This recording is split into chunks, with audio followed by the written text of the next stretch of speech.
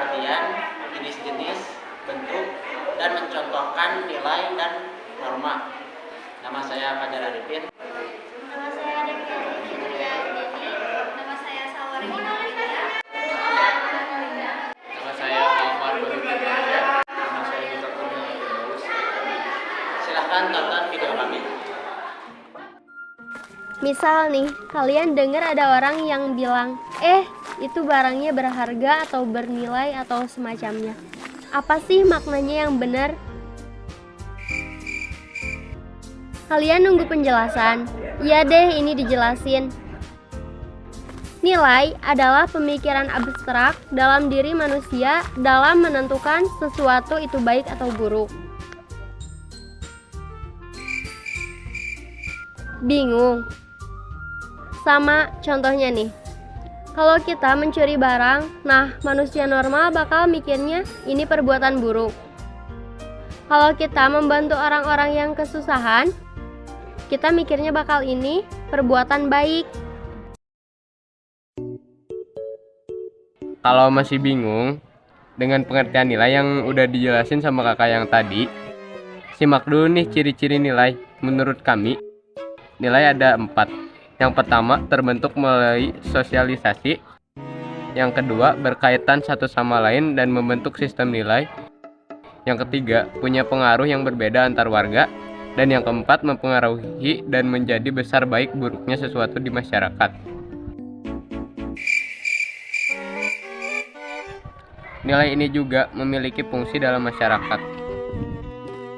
Yang pertama, mengatur pola berpikir dan tingkah laku masyarakat. Yang kedua, alat pengawas perilaku manusia dengan daya tekan dan mengikat agar orang mau berperilaku sesuai dengan sistem nilai. Contohnya sebagai alat pengawas. Yang pertama, orang membuang sampah sembarangan tapi malah ketahuan, terus disuruh buang ke tempatnya. Dan yang kedua, orang melihat pulpen tergeletak di atas meja dan berniat mencurinya, tetapi karena itu perbuatan buruk, ia mengurungkan niatnya.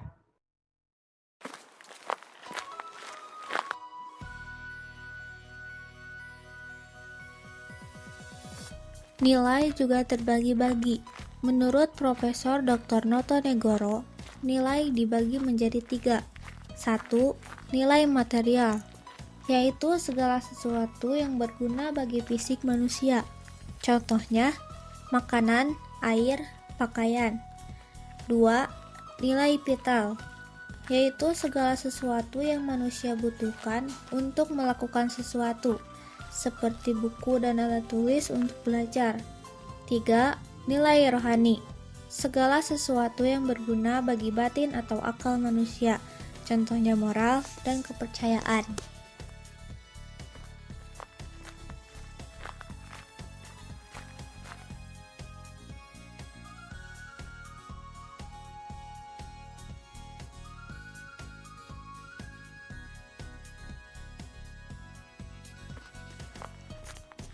Dan ada juga nilai yang dibedakan dari cirinya. Ada yang dominan, ada yang mendarah daging. 1.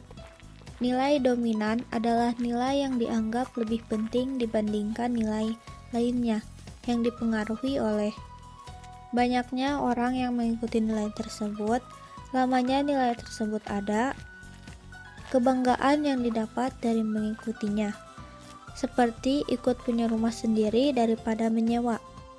2. Nilai mendarah daging adalah nilai yang menjadi kebiasaan orang yang menjalankannya tanpa mempertimbangkan lagi, seperti bekerja keras bagai kuda untuk membahagiakan anggota keluarga. Norma adalah aturan atau ketentuan yang mengikat warga kelompok dalam masyarakat. Biasanya dipakai sebagai panduan, tatanan, dan pengendali tingkah laku dalam masyarakat untuk menjaga keteraturan sosial. Norma umumnya hanya berlaku dalam masyarakat tertentu dan tidak berlaku bagi masyarakat lain seperti norma orang desa pada orang perkotaan. Norma ini ada yang formal dan non-formal. Norma formal adalah norma yang bersumber dari lembaga masyarakat yang biasanya tertulis seperti undang-undang. Non-formal bersumber dari masyarakat itu sendiri dan tidak tertulis, seperti aturan keluarga. Nah, agar norma ini dipatuhi, ada unsur paksaan yang digunakan. Beda tingkatan, beda juga kekuatan memaksanya. 1. Cara atau usage. Norma dengan tingkat paksaan rendah karena yang melanggar hanya akan diberikan teguran. Contohnya, sendawa di depan umum akan diberi teguran. 2. Kebiasaan atau folkways. Norma dengan tingkat yang lebih tinggi, yaitu menjadi tradisi dan menjadi orang-orang yang melakukannya berulang kali, seperti salam pada orang-orang dan memberi sesuatu dengan tangan kanan. 3. Tata kelakuan atau mores adalah aturan yang diterima masyarakat dan dijadikan alat pengawas dan kontrol terhadap masyarakat, seperti larangan melakukan kejahatan, mencuri, dan hal yang begitu deh. 4. Adat istiadat atau custom biasanya tidak tertulis, namun diberi hukuman bila melanggar dengan penolakan di kelompok masyarakat, seperti anak haram walaupun orang tuanya bersalah.